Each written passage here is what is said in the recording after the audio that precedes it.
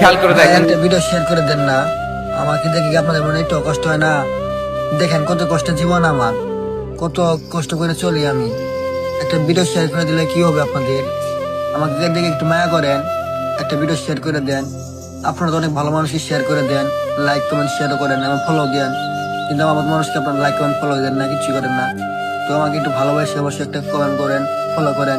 তো আশা করি ভাই আমি আপনাদের কাছ থেকে যে আমাকে একটু ভালোবাসা দিবেন আপনারা। তো আপনারা তো এই রোজা রমজান মাসে একটু ভালো কাজ করেন, আমাকে দেখে যদি কষ্ট হয় তো অবশ্যই ভিডিওটা শেয়ার করে দিবেন আর আমাদের জন্য সবসময় দোয়া করবেন।